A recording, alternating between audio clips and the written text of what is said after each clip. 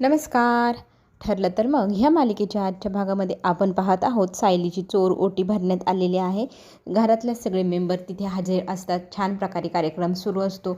प्रत्येकजण आता ओटी भरल्यानंतर आपापल्या परीने छोटे छोटे छान छान गिफ्ट्स आता इथे देऊ करत आहे सायलीला.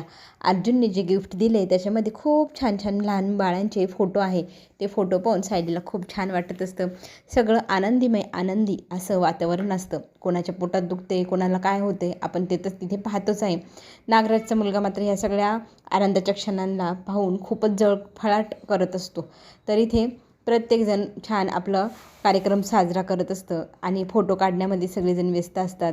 फोटो सगळेजण आपापले काढत असतात. त्यावेळेला अर्जुनना काही गोष्टी पाहून सतत इन्स्ट्रक्शन देत असतो सायलीला, हे नको करू, ते नको करू.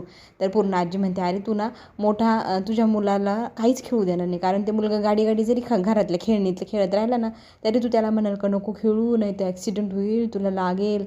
अरे सारखं काय सगळ्यांना शिकवत असतो असं म्हणत सायली पण त्याला म्हणू लागते. पाहिलं ना, तर सगळ्यांच्या लक्षात यायला लागले, तुम्ही जास्तच कटकट करत असतात, हे नको खाऊ, ते नको पाहू, हे नको करू, ते नको करू.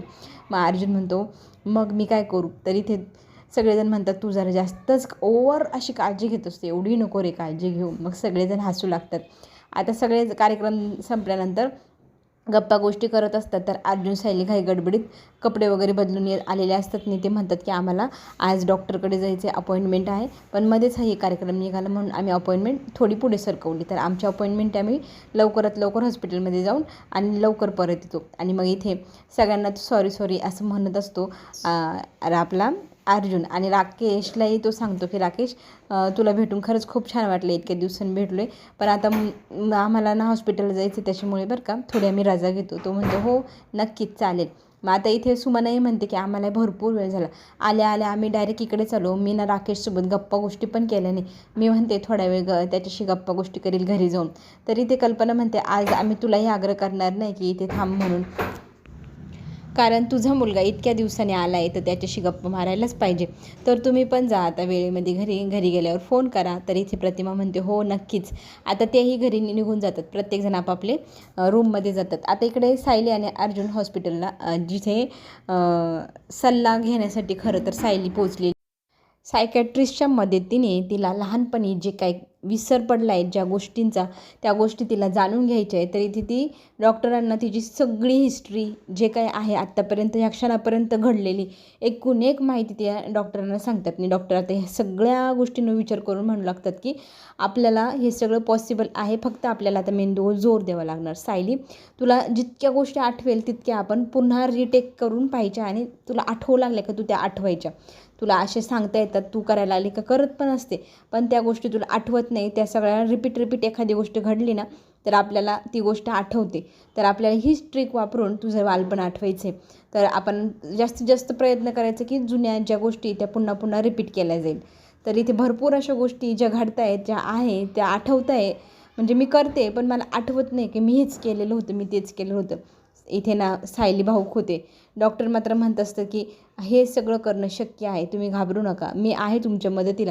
तुमचं बालपण वगैरे सगळं काही आठवून देण्यात तुम्हाला मी पुरेपूर प्रयत्न करेल. सायली पण म्हणते हो, पुढच्या आपण थेरपीसाठी ज्या वेळेला भेटू त्यावेळेला पुढची गोष्ट बोलूया. मग तिथून रजा घेतात डॉक्टरांशी बोलण्यातून. आणि बाहेर आल्यानंतर सायली सांगू लागते की मला फार भूक लागली आहे, तर आपण काहीतरी खायचं का बाहेर इथेच. तर अर्जुन म्हणतो अनहेल्दी असतं, तू ह्या दिवसामध्ये बाहेरचं काही खायला नको, प्लीज आत्ता घरी चल. सायली मात्र हट्ट करू लागते, मला इतकी भूक लागली, मला काहीतरी आत्ताच्या आत्ताच खायला हवे. तर अर्जुन म्हणतो एवढा वाद घालण्यापेक्षा ना आपण गाडीत बसून इतक्या वेळात घरी पण पोचलो असतो, घरी जाऊन आपलं छान जेवण करूया. तर तो तिला म्हणू लागतो की हे बघ, माझ्याकडे ना तुझ्या सोयीसाठी मी ड्रायफ्रूट जे काही हेल्दी आहे ना त्या सगळ्या गोष्टी मी तुझ्यामुळे कॅरीच करतो, बघ ह्याच्यात आणलं आहे मी.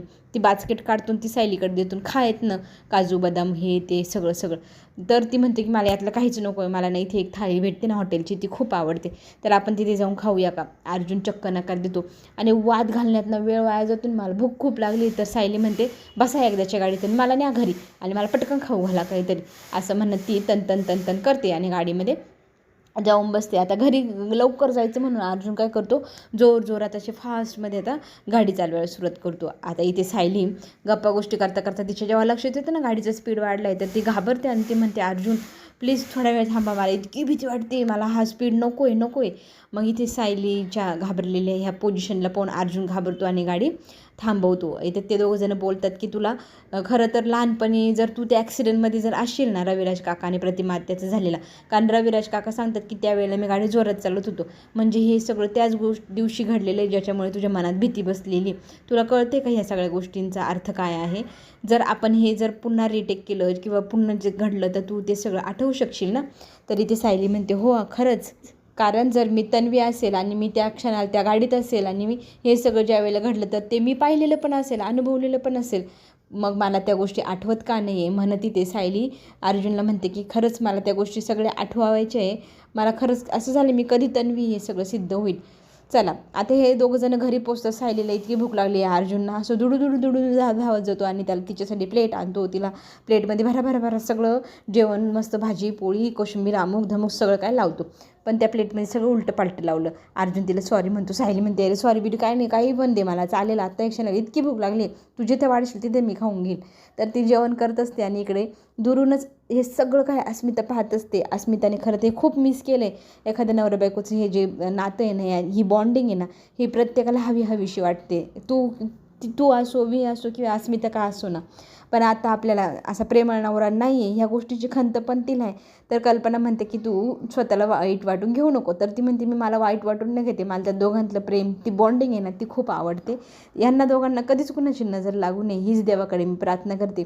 आणि खरं तर माझ्या पण मनात आत्ता ह्या क्षणाला हीच गोष्ट आहे का प्रत्येक बाईला ना असाच प्रेमळ नवरा भेटावा आणि आयुष्य कसं सुखमय आनंदीमय व्हावं. आता ह्या क्षणाला काही बायका अशा पण आहे ज्यांचं म्हणजे अस्मितासारख्या किंवा अजून दुसऱ्या प्रकारच्या ज्यांच्या आयुष्यात असे सुख नाही आहे, त्या सगळ्या गोष्टींसाठी आसुसलेले आहे.